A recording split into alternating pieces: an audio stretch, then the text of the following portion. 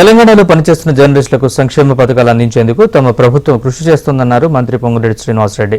ఖమ్మం జిల్లా వైరా నియోజకవర్గంలో నిర్వహించిన జేయూడబ్ల్యూజే 4వ జిల్లా మహాసభలకు ఆయన ముఖ్య అతిథిగా హాజరయ్యారు.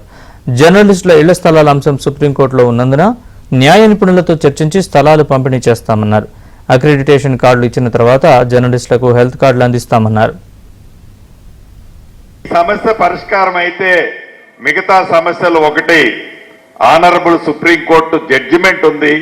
దాన్ని నేను పదే పదే చెప్పటం కాదు, కానీ ఇందాక మిత్రులు అడిగినట్టు అక్రిడిటేషన్ కార్డ్స్ సోమవారం కానీ మంగళవారం కానీ 100% మీకు కమ్యూనికేషన్ చేస్తాం. ఫస్ట్ అక్రిడిటేషన్ కార్డ్స్ ని మనం ఫిక్స్ చేయగలిగినట్లయితే ఇమీడియట్లీగా దానికి ఈక్వలెంట్ గా హెల్త్ కార్డ్స్ ఇమీడియట్ గా పాస్ అవుతుంది. అది పెద్ద సమస్య కాదు. ఫస్ట్ దీనికి సమస్య లేదు అని మీరు అనుకుంటున్నారేమో, కానీ అక్రిడిటేషన్ కార్డ్స్ సంబంధించే దాంట్లో మనం ఫిల్టర్ చేసే దాంట్లో కొంత ఇబ్బంది ఉంది. మీరు కొన్ని సూచనలు ఆల్రెడీ నాకు రిటర్న్ గా మంత్రిగా నాకు పంపించారు. ఆ సూచనలో కొన్నిట్లో నేను కూడా కన్విన్స్ కాలేకుండా ఉన్నాను.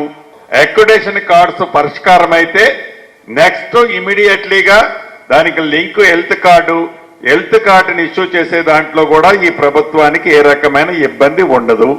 ఇక మూడో సమస్య సంబంధించింది హౌసింగ్. దీన్ని మీరు ఫోర్ వాల్స్ మధ్య నేను మాట్లాడాల్సింది, ఎందుకంటే బాధ్యతాయుతమైన స్థానంలో ఉండి ఒక న్యాయస్థానం ఇచ్చిన దాన్ని ధిక్కరించి నేను